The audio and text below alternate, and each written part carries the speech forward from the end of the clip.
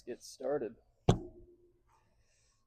We have made it to the last class for the New Testament. So we've covered every book in the New Testament except Revelation. So that's where we're going to finish up today. As you can see, that's where we're at. Again, we'll take next week through quite a while off from doing these. That'll give me plenty of time to prepare for covenant theology, which will begin August 30th. Really nothing else to say about that. So we'll just take these off for a while. That'll be good for all of us. Okay. Let's begin. Let's begin with the background of the book of Revelation. So we're going to do the background. We're going to talk about the dating of Revelation, which is super important. It's the most important date of any book in the New Testament. You have to have an understanding of the date of when Revelation was written if you're going to be able to interpret it according to one of the interpretive views. Then we'll talk about how to actually interpret Revelation, and then we'll finish by talking about end times views. And I gave you that packet on the three views concerning the millennium or the end times because we'll have time to talk a little bit about it, but that goes into detail on each particular point and compares each of them. I put that together probably a year and a half ago when I was doing my research on eschatology, and it's helpful to just see all of them side by side and see where they differ. So we'll look at some passages today. We'll look at Revelation 20 and see how each view interprets that passage. But first, let's begin with the background, the date of Revelation. So this is probably the biggest question when it comes to actually interpreting the date of Revelation. So you can have two views. Either it's a mid to late 60s or pre-70. If you guys remember, 70 AD is one of the most important dates that you need to remember when you're interpreting the Bible. 70 AD is when the fall of Jerusalem took place. Jesus prophesied about this in Matthew 24, and 70 AD is kind of like the hinge point in early Christian history. You have to understand that 70 AD is when the temple fell. So the question is, was Revelation written before that, prophesying about the coming of the destruction of the temple, or was it written after that and talking about future events past the destruction of the temple?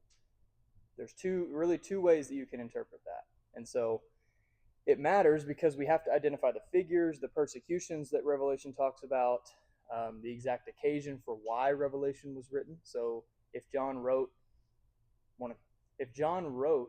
Revelation prior to 70 AD, well, then we know exactly why he wrote it. He was prophesying about the destruction and the tribulation that the church was going to experience.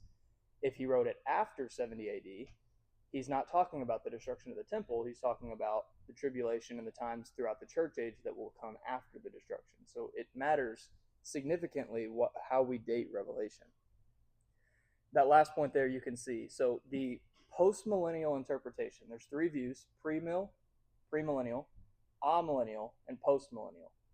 For the postmillennial view, a pre-70 date is pretty much required. You have to hold a pre-70 AD dating if you want to be a postmillennialist, and I'll explain why that is later on. Basically, just how the postmillennials put the pieces together only makes sense if you date Revelation prior to 70 AD. So this is some of the external and internal evidence. So external evidence, we mean things not found in the Bible. So these are church historians, quotes, different things, external evidence that would help us to figure out when Revelation was dated. So the external evidence almost universally points to a post-70 AD. Okay, so somewhere in the late 80s to early 90s. The Apostolic Fathers who wrote during the time immediately following the Apostles almost universally date it around 90. And here's a couple quotes from reliable sources. You have Irenaeus, who says, "It would have been announced by him," this is John, "who beheld the apocalyptic vision. For that was seen no very long time since, but almost in our day," which he wrote almost in the, I think it was mid to early 100s. So Irenaeus is saying that John wrote Revelation almost in our day, which is close to 100 or sometime in the 90s. Clement of Alexandria says, when after the tyrant's death, meaning Domitian, who reigned in the 80s and 90s, John returned from the Isle of Patmos to Ephesus. Hippolytus says John, again in Asia, was banished by Domitian, the king, to the Isles of Patmos. in which he also wrote his gospel and saw the apocalyptic vision. So if they're saying that he wrote during the time of Domitian, then that has to be somewhere in the 80s, 90s. It can't be pre 70. Okay. So there's a passage, I forget the exact, we're going to look at it, I believe. But there's a passage in Revelation, if you can remember it, help me out, talking about the kings that were, there's one who is, and there's one to come. I don't know if you guys are familiar with that passage, but John is basically saying there's, I think it's 5 or 6 kings that were, there's one who is, meaning one who's reigning at the time that John's writing, and there's one to come. And so the question is, who is that king that is? Because that whoever that king that is, that means that John's writing at that time, and I believe, as well as the early church believed, that it was the king Domitian, which means it was written sometime in the late 80s and early 90s.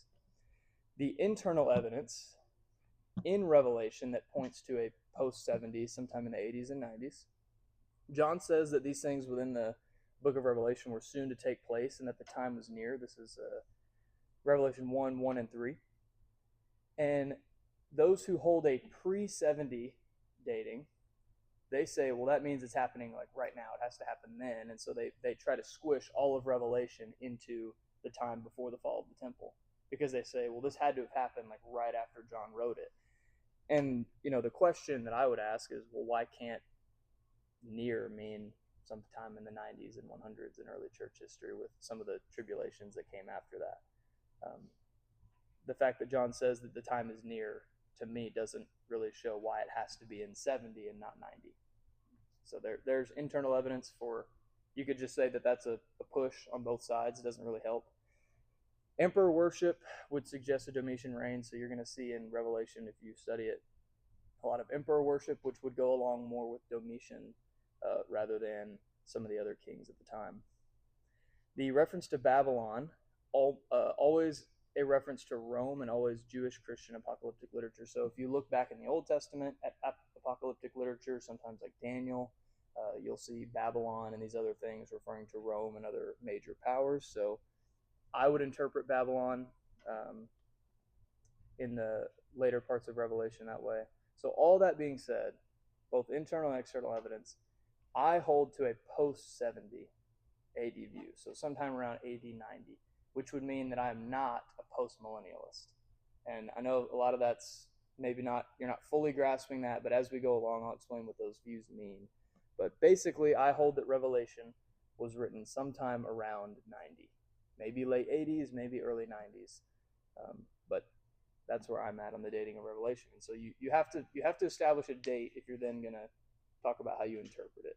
So a question that we can answer pretty simply is, who is Revelation written to, and really for what purpose?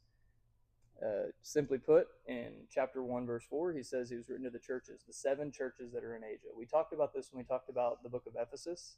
If y'all remember the map that I showed you when we talked about Ephesus, how you had Ephesus and Laodicea and all these churches that were along this major highway. That's what's happening here in Revelation. So this was written to the 7 churches who were in Asia. There was a major highway that ran through these 7 churches. And just like I believe Ephesians was probably circulated to those 7 churches, I believe Revelation was also circulated to those 7 churches as well. The purpose, I believe, is looking forward to the coming persecution under the reign of Domitian, to give the churches hope and encouragement that Jesus is the reigning king who will come again to establish his kingdom. And I, again, believe that this is meant to be a book of hope and encouragement that Jesus will defeat all of his enemies. So Revelation is not meant to be, as mostly dispensational premillennialists would interpret it to be, this crazy puzzle piece, put it all together. If you guys remember when JT or Josh both mentioned that Left Behind series, they see it as this crazy, apocalyptic, wild, end times Armageddon thing. I believe Revelation is actually just meant to give the churches hope and encouragement in times of persecution. It's a very encouraging book because in every section, as we'll see, Jesus is portrayed as the king who will defeat all of his enemies. So that's the background. Okay, we have to establish those things. And now let's look at the interpretation of Revelation. Again, a kind of preliminary step we have to take to interpreting is anytime you step into a book, you need to acknowledge what genre you're in. And the interesting thing about Revelation is that it's not just one genre. A major, I believe, issue that comes with interpreting the book of Revelation is when you just give it one genre. If you just say it's apocalyptic, well, then you're going to be overly symbolic and not take the things that are meant to be literal. If you take it just as a letter to the churches, then you're overly literal and you don't take into account the apocalyptic. So you have to have, I believe, these three elements of genre that Revelation gives itself. So the first one is an epistle. Just like, excuse me, Paul's epistles and Paul's letters, Revelation was written as a letter to seven churches. Again, at the very beginning, we see that John to the seven churches which are in Asia. There's 7 letters in chapters 2 through 3. And then at the very end, there's a concluding benediction, just how Paul would often conclude his letters. The grace of our Lord Jesus Christ be with you all. Amen. So it's very clear that Revelation is not just prophetic and not just apocalyptic. It actually is a letter. And so I think we need to understand that as well, to see that it's not just this crazy apocalyptic thing that we can ignore. If it's a letter written to churches for their encouragement, then we as the church should also be seeking to get some encouragement from it as well. Secondly, very simply, it is a self-proclaimed prophecy. So John does claim to be prophesying within this book. You see that in 1:3, 22:18, and 19. Specifically, he uses the word this prophecy. If you remember at the very beginning of Revelation 1:3, he says, "Blessed are those who read aloud the words of this prophecy." So not only is it a letter, but he claims that it is a prophecy. And then lastly, it is self-evidently an apocalyptic literature. So this has major implications for interpretation. If it was just an epistle and just prophecy, it wouldn't be that different from interpreting some of the other books of the New Testament. But as soon as you introduce this apocalyptic element, and apocalyptic is not what we often think of as just end times. It's a specific genre of scripture. Okay? So if you think about Daniel, Daniel has apocalyptic elements to it, but it's not all talking about end times. Right? It's using maybe crazy, it's a very loose word, but like crazy imagery to describe historical events. And so apocalyptic literature does not just mean the world blowing up and everything going to crap. That's not apocalyptic literature. Apocalyptic literature is simply a type of genre that has major implications for the interpretation. And in our case with Revelation, it uses very strong allusions to the Old Testament. Okay, so if you're going to understand Revelation, you have to understand a lot of Old Testament imagery as well. We're not going to get super deep into interpreting it by each section, but when you're reading through it, when you're studying it, just remember that it is both, or all three, an apostle, prophecy, and apocalypse. Again, the impact of the genre on interpreting Revelation is massive. So the prophetic element sets the books well into a worldview and narrative of the Old Testament and prophetic voice of the Old Testament. So it's very similar. All that's saying is that the prophetic element makes it sound very similar to that, like a Jeremiah or an Ezekiel or an Isaiah. The epistolatory element situates the book into historical time periods for which it was written. So that's saying that it does have application for the first century church. One of the problems, as we'll see with the futurist or the premillennial interpretation, is that it almost makes Revelation useless for the early church because they say everything is going to happen in the future. So when John says, I'm writing these letters to the 7 churches in Asia, they would pretty much see chapter 1 through 3 as being useful for those churches, but then 4 through 22, like it's completely useless because it's all in the future. And so the epistolatory element is important because it means that the letter does have application for the early church. And then the apocalyptic element energizes the temporal message, meaning the message that was given, and makes it relevant to all generations of Christians. And so it kind of, when you put all those things together, you have prophetic, meaning that it's from God, it's authoritative. It's a letter, meaning that it has application to the people it was actually written to, the 7 churches in Asia. And then the apocalyptic means it's not only applicatory to the people it was written to then, but it's applicable to the church throughout all generations. Okay, so that's why the genre is super important. You have to have all 3 elements if you're going to understand it properly. Here's the interpretive approaches you can take when you're interpreting Revelation. I'll have main features of each and then the problems that come along with each. I'm going to go through these rather quickly because the paper that I gave you last week has these in way more detail. So if you want more information on that, please consult that. So the futurist view, very simply, sees chapters 4 through 22 pretty much all pointing to the future at some time at the end of history. And I put on there that I formerly held this view. I formerly held to premillennialism, which would make me a futurist. And the main feature is that it is the standard view of most premillennialists, dispensational or historic. It's the most extreme forms of futurists interpret everything literally in Revelation and chronologically. So they not only see everything as happening in the future, but they see these events in Revelation, these visions, as being literal. That's where you get the things like Apache helicopters and things like that coming into play, because they see them as so literal and so chronological that they're the ones who are trying to put all the pieces together. And anytime there's a red heifer anywhere in the middle of any farm, they think Jesus is coming back, because it's so literal and it's so extreme. That's not all futurists, but that's the problem that you can run into. Again, the major problem with the futurist interpretation is that it has very little relevance for the church that John claims to be writing to. Okay, so if everything is meant to be future in Revelation, then the churches that John wrote to just read the letters at the beginning, and then the rest of it was just kind of useless for them. So I don't believe the futurist view is the proper approach to take. There are many scholars that do take that approach, but I think there's some problems that go along with that. The preterist approach is another one that I believe has some pitfalls on both sides. So this would mean that most, if not all, the events recorded in Revelation took place prior to 70 AD.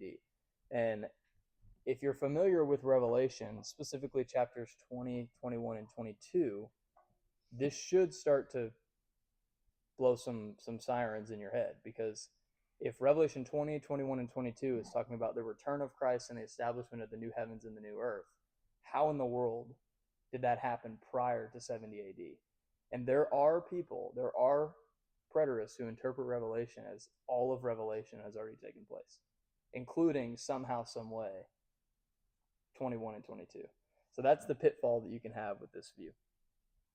I'm not going to go through too much of it. You have it on your sheet, but for the sake of time, if you want to read more on that, you can.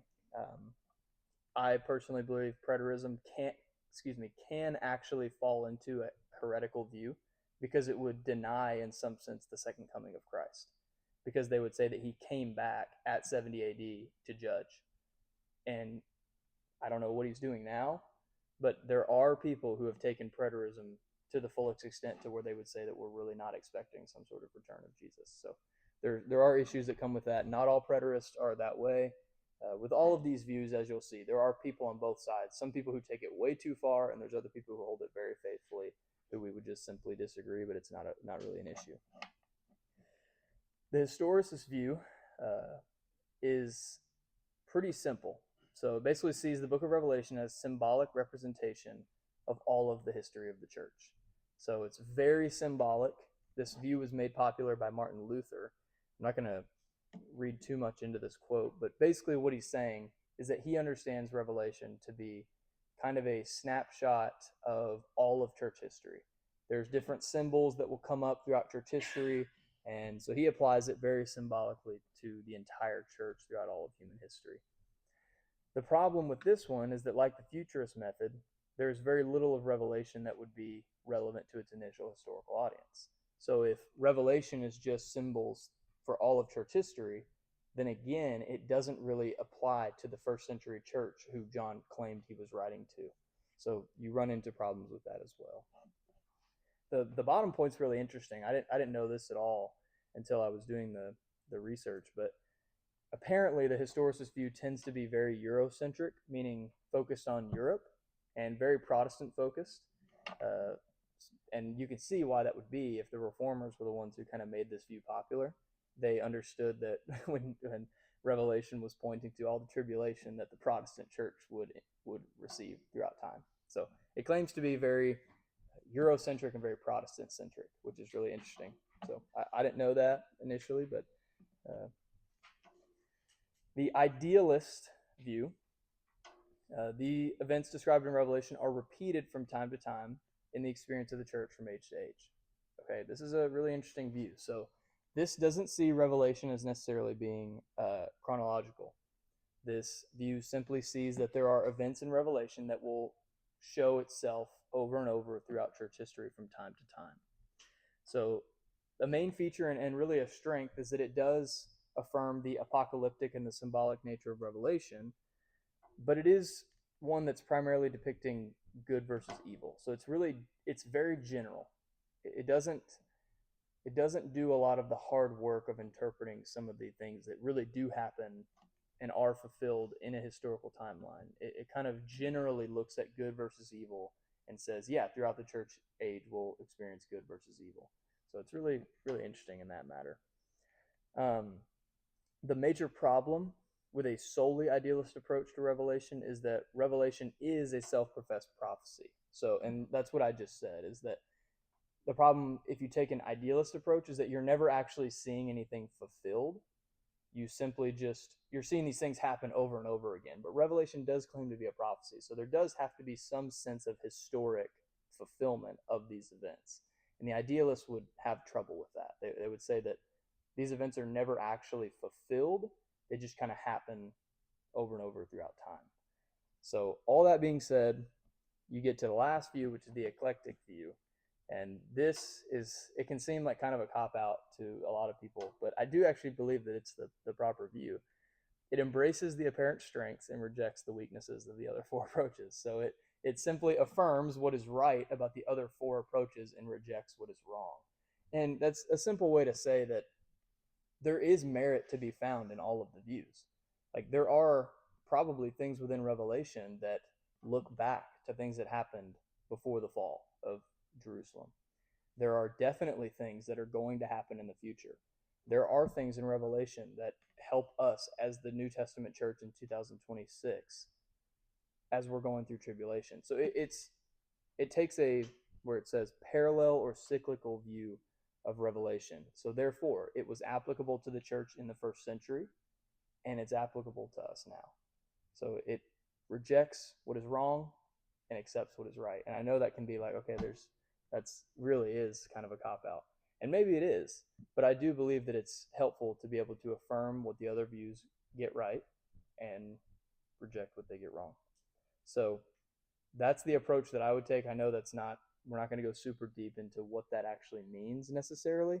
But again, I gave you that sheet last week because I can't cover all of that. I will give a couple examples towards the end when we go to Revelation 20 and some other passages to show you how the different views would see these things. But this is the structure of Revelation, and this is where the eclectic view, I believe, has great strength. So the eclectic view would see that these structures, these points within Revelation, are depicting similar events from different angles. Okay? And a way to think about that, I think Beakey in the paper that I gave you talks about seeing something and going from different camera angles and using different lenses to look at the same thing, but talking about it over and over again. That's kind of what the eclectic view does. It's not saying that every one of these is the exact same event retold over and over again. But for example, the war with the dragon in 12 through 14. 12 begins with the birth of Jesus, and it ends in the final judgment. And then in the 7 bowls of wrath, you have final judgment. And so over and over again, you see these cycles of history that are shown. And it's meant to give the church encouragement as they go through tribulation, because every single one of these sections, you see that Jesus overcomes his enemies. Every single time, Jesus is the king. Jesus is the king. He overcomes the dragon. He overcomes everything. He overcomes all sin, all evil, and he establishes the new heavens and the new earth at the end. So every single one of these sections is not, I believe, meant to be chronological, but rather depicting different points in the redemptive historical timeline. That's interpreting Revelation. I know we'll go back at the end and talk about some actual passages, but I do want to talk a little bit about the end times views, because I know that's where a lot of people find a lot of interest. So, okay, let's begin with premillennialism. I'll get my pen out just in case I need to draw. So the easiest way to remember the 3 major views of the end times is by the prefix in each word. Okay, so pre-millennialism, post-millennialism, and amillennialism. Premillennialism teaches that Jesus will return, and you can see it, before the millennial reign. The reign is a literal 1,000 years, and it culminates with the final judgment. Revelation 20 is the major passage on this, and it talks in Revelation 20 about there being a millennium, and that just means 1,000 years. This chart is the simplest way that I believe you can articulate and draw these things. So, the cross is talking about Jesus' death, resurrection, and ascension. Okay, that happened. We all know that. Right now, we are within this, which is called the church age. It's not on there, but from the time of Jesus' ascension until he comes back is referred to as the church age. And the church age will be concluded with 7 years of tribulation. I'm teaching this as if this is the premillennial view. So they would teach that there's a 7-year tribulation at some point in the future, and it gets worse and worse and worse until Jesus comes back. Now, the premillennial view does teach a pretty standard view of what's called the rapture, where believers will be raptured up to meet Jesus. Some would say, like JT taught a couple weeks ago, to meet Jesus in the air. Others would say we go all the way up into heaven and then come back down at some later point. There's different views on that. Then, when Jesus comes back, there is a millennial reign. So that's 1,000 years where Jesus is actually here on earth, but the last judgment hasn't happened yet. Okay, so this is what gets really interesting about premillennialism, is that you have Jesus reigning on earth in the millennium, but there are still non-believers living on the earth as well.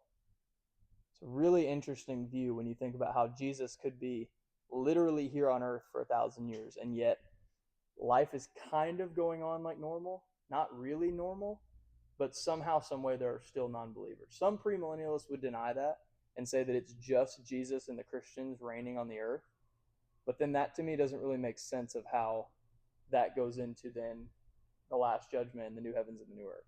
So you run into some issues there, but the strength of premillennialism is that it interprets Revelation 20 very literally. And if you interpret Revelation 20 literally, it almost looks like premillennialism has to be the right answer. But we'll look at that in a moment and why I don't believe that that's true. I used to believe in premillennialism, but I guess the easiest way to say it is that if you just read Revelation 20 and the New Testament, I understand how you could be a premillennialist. If you read Genesis to Revelation, I don't think you can be a premillennialist. If you bring the Old Testament in and see the imagery that John uses in Revelation, premillennialism becomes very difficult to hold. Postmillennialism, Jesus will return after the millennial reign. So again, if you remember, premillennial is before the reign, postmillennial is after. So a major distinction you'll see between premillennial, I'm going to go back real quick. So look at how this is structured. Second coming, millennial, last judgment. Okay? That second coming is no longer there. So it's moved to the end. And what you'll see is that the church age and the millennium are kind of merged together. Postmillennialism teaches that as of right now, in the church age, we're not necessarily in the millennium, but at any time, the millennium, or it's sometimes referred to as the golden age, could start. And we could be in this golden age for 1,000 years. They don't necessarily see the 1,000 as literal. It could be figurative. But right now, we're somewhere along this timeline. And at some point during the church age, the millennium will start. The golden age will start. And what they mean by that is that the world will become even more Christianized. They believe, and maybe this is helpful to show, both premillennial and amillennial believe that the world is going like this, that it's getting worse. It's becoming less Christian, that there will be more persecution. Postmillennials believe that during this time, the church will become, you'll see that white line, you'll see that? The church will become more Christian. So there's vastly different views on kind of the optimism that comes with being a Christian in the world. Whereas Pre-mill and all-mill see it going down. The post-mill see it's going up. And it's becoming more and more Christian. And it gets so Christian that this millennium, this golden age starts. And at the end of that golden age, Jesus returns. And so they would see it practically that evangelism, getting involved in government, getting involved in all spheres of life is the duty of the Christian in order to usher back Jesus. So we're trying to Christianize the world to bring Jesus back, is what the postmillennial would teach. Then you have amillennialism. And the name of this one can be somewhat confusing because pre-mill and post-mill are pretty easy, pre and post. If you're familiar with English, means no. So this would teach, if you just read it simply, it would say no millennium. And that's not necessarily what amillennialism teaches. It teaches that there is no future millennium. Okay? No future millennium. Both pre and post mill teach that there is a future millennium. They just disagree about when Jesus comes back. Amillennialism teaches that there is no future millennium because we're in it right now. That's what the amillennial would teach. And so they do teach that Jesus comes back after, similar to the post-mill. He comes back to finish the millennium, not to start it. The millennium is symbolic, meaning that it is happening right now in heaven. Jesus is ruling and reigning. On the cross, he defeated sin, Satan, and death, bound Satan, and he is now in heaven, seated on the throne and reigning over the world. And the church is establishing that reign on the earth through the preaching of the gospel and calling the elect in. So the second coming and the last judgment will be the final event that takes place. That is the view that I hold, amillennialism. I used to hold premillennialism. I've never held postmillennialism. Maybe one day I'll hold postmillennialism. I don't think so.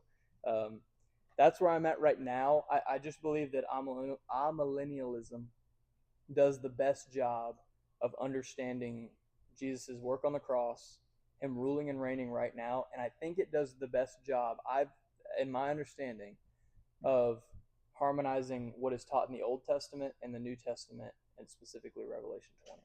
So I could be persuaded, but this is the most common view among those who hold to Reformed theology. And when you interpret the Bible through that lens, it becomes more clear. It just really is hard to be Reformed in your hermeneutics and hold to premillennialism. I understand how people get to postmillennialism through that hermeneutic, but it's really hard to get to premillennialism. So that's where I'm at right now. I know that's probably just a lot of words to you, but this is a chart. I believe you have this on your paper, and this just shows where each view stands in relation to one another on some of the major events. So you can see both amill and post-mill believe that Jesus will return after. Pre-mill teaches before. With the millennium, you really have three completely different views on the millennium. Amillennialism teaches a spiritual reign. Post-mill says physical. Even though Christ is in heaven, the church is physically reigning on the earth. And then pre-mill teaches literal, but it's a literal 1,000 years at the end of human history. The stuff with Satan is really interesting and really helpful. This is another thing that helped me when I was studying this to ultimately to consider amillennialism, is the idea of what happened on the cross with Satan. And the amil, I'm just going to say amil, because having to say it over and over again is tough. The amil position teaches that Satan was bound on the cross and that he's limited in his power. The post-mill teaches that he was totally bound on the cross. This is a major difference. So post-mills believe that Satan right now is bound, that he's thrown into the pit and the key has been thrown away, that he is bound. Now, there is still the influence of sin and demonic powers on the earth, but that Satan himself was bound on the cross, totally. And then the pre-mill teaches that that hasn't happened yet, that he will be bound at the end. So that has implications for how you believe the world is going to go. Obviously, if you're a post-mill and you believe Satan's been bound, well, yeah, the world's going to get more Christian. But if you're an amill and a pre-mill, you'd say maybe the amill can be more optimistic, which I am more optimistic than a pre-mill, But a premill really has no hope, right? I mean, it's like Satan is going to win, but then Christ will come back and will win. He'll win in the end. So that's kind of how that works out. And then lastly, the world, things get progressively worse for the amillennial, same as the premill, and then postmill, things get progressively better. Okay. Any questions on the end times views? Nothing. Okay. We have just a couple minutes. If you guys want to go to Revelation 20, we can look at that briefly.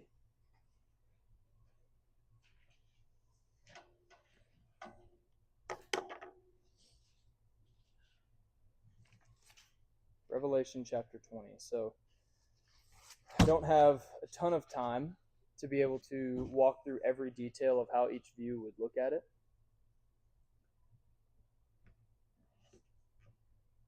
But I'll read it. I have it on the screen if you don't want to flip there. Hopefully you can read that. I'll just make some observations and then, we'll be done. So, chapter 20, verse 1, this is John writing. He says, "Then I saw an angel coming down from heaven, holding in his hand the key to the bottomless pit and a great chain.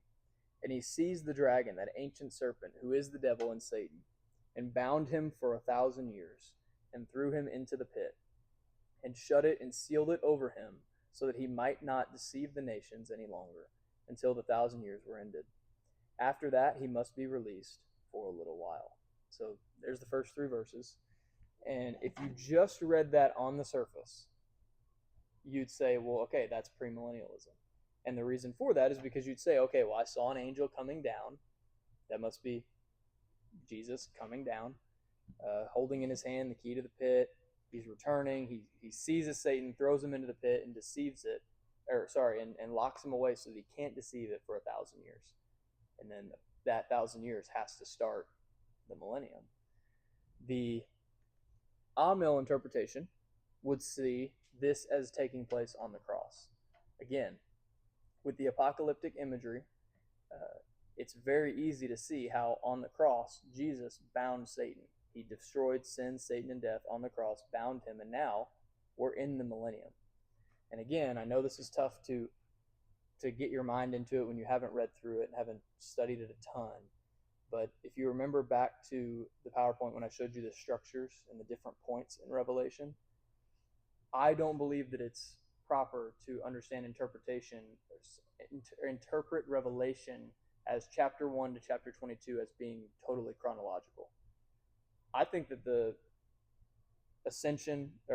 death, resurrection, and ascension of Jesus is portrayed all throughout Revelation, over and over again using different symbols. And I simply believe that Revelation 20 is another example of Jesus on the cross, dying, binding Satan, and then raising again to establish a millennium in the hearts of believers.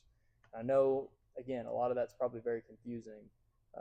We can talk about it more later on, but basically, in Revelation 20, the premill would read it very chronologically, that this hasn't happened yet, it's going to happen in the future. And Amil would say that this happened on the cross.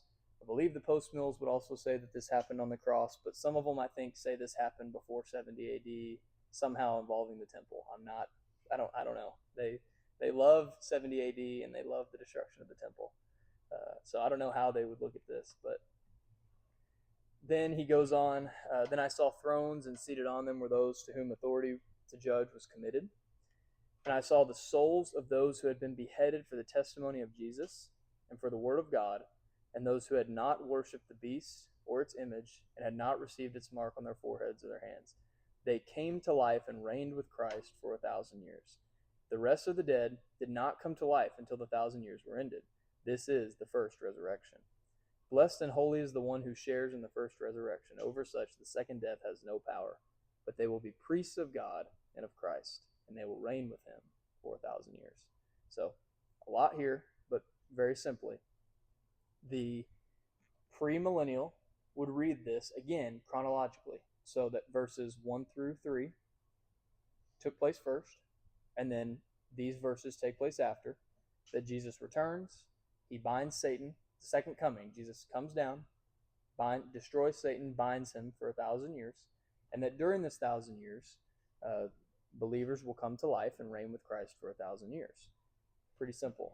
The amillennial interpretation of this text is that Jesus died on the cross and bound Satan, and that now, when it says they came to life and reigned with Christ for 1,000 years, it's very similar to that of regeneration. That Christians come to life and we reign with Christ, that we are seated in the heavenly places with Christ, that we come to life, we are regenerated. And this is the first resurrection, that we are raised with Christ. And our second resurrection will be when we receive a glorified body.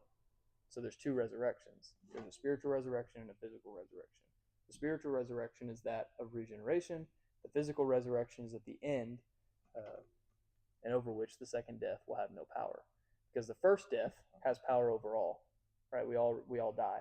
But the second death only has power over those who are not in Christ. We will be priests of God, which we are, and we will reign with Christ for 1,000 years, or not a literal 1,000 years, a symbolic 1,000 years, which is happening right now. So that's Revelation 20. Again, there's entire books that are written on just these 6 verses. I don't have time to go super deep into all of them, but if you have the time to sit down and really study Revelation and you have a commentary with you, I can recommend you some great commentaries. It's a fun time. It's super encouraging because Revelation really is written for the church to endure tough trials and persecutions, understanding that Jesus is the King who is coming again to rule and to reign.